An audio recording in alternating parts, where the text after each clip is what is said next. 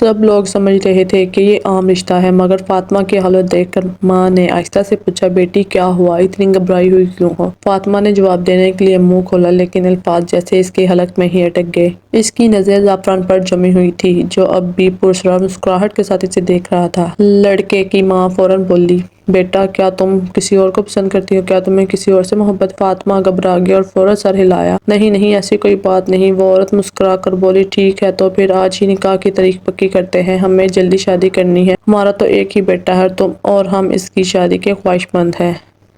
ماں بھی مسکرائی، میری بیٹی بھی سب سے بڑی ہے، میں بہت دنوں سے اس کی شادی کے بارے میں سوچ رہی تھی۔ مگر فاطمہ کے ذہن میں اب بھی وہی آوازیں گونج رہی تھی، زعفران جی۔ دل کہہ رہا تھا کہ یہ سب کچھ عام نہیں، مگر حقیقت کیا تھی وہ سمجھ نہیں پا رہی تھی۔ ایک عجیب سی الجھن تھی۔ اس نے سوچا، کیوں نہ میں اپنے رب سے مدد مانگوں؟ مگر اس وقت گھر میں سب جاگ رہے تھے۔ اس نے فیصلہ کیا کہ تہجد کے وقت دعا کرے گی۔ صبح جب اس کی آنکھ کھلی، وہ اسی کمرے میں گئی جہاں کوئی آتا جاتا نہ تھا۔ ماں نے وہاں کچھ گھر کی غیر ضروری چیزیں رکھی ہوئی تھی۔ اس نے چیزیں ہٹا کر تھوڑی جگہ بنائی تاکہ تہجد کی نماز پڑھ سکے۔ نماز پڑھتے ہوئے اس نے محسوس کیا کہ جیسے کوئی اور بھی اس کے ساتھ نماز ادا کر رہا ہو۔ جب وہ قرآنی آیت پڑھتی، کوئی اور بھی اس کے ساتھ دہرا رہا ہوتا۔ وہ ڈر گئی، لیکن نماز نہ توڑی۔ دل کو عجیب سا سکون تھا کہ یہ جو کوئی ہستی ہے، نیک روح ہے، ورنہ نماز میں شریک نہ ہوتی۔ اس نے جلدی سے نماز مکمل کی اور ہاتھ اٹھا کر دعا مانگی۔ تبھی ایک ہلکی سی نرم سی آواز آئی، اپنی دعا کو لمبا کرو اور اپنے لیے بہتری مانگو، تمہیں وہی ملے گا جو تم چاہو گی۔ اس آواز سے اسے عجیب سا سکون ملا، دل کو قرار آ گیا، ایسا لگا جیسے وہ یہ آواز ہمیشہ سنتی رہی ہو۔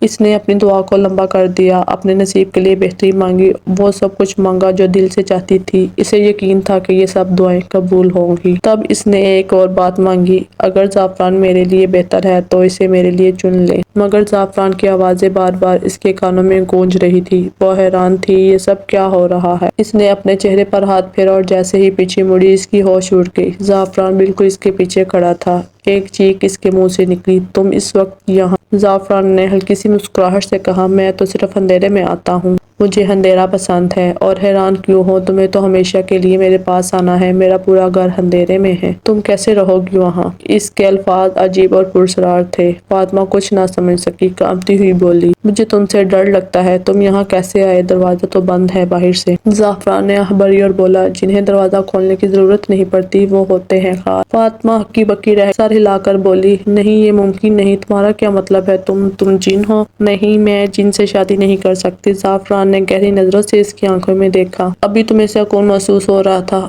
اب میں نے سچ بول دیا تو تم ڈر گئی۔ مجھ سے خوف مت کھاؤ، میں تمہیں نقصان نہیں پہنچانے آیا، مجھے تم پسند ہو، خاص طور پر تمہارا یہ حجاب جو ہمیشہ تمہارے سر پر رہتا ہے، میں اسے چاہتا ہوں۔ فاطمہ خاموش ہو گئی۔ زعفران بولا، ہماری نسبت مقدر ہے، تمہیں مجھ سے نکاح کرنا ہی ہوگا۔ فاطمہ گھبرا گئی اور کمرے سے باہر گئی۔ وہ پاگلوں کی طرح دوڑتی ہوئی جا رہی تھی، راستے میں ماں سے ٹکرا گئی۔ ماں گھبرا گئی، کیا ہوا؟ کہاں بھاگی جا رہی ہو؟ فاطمہ نے کہا، ماں، زعفران کمرے میں ہے، زعفران اندر ہے۔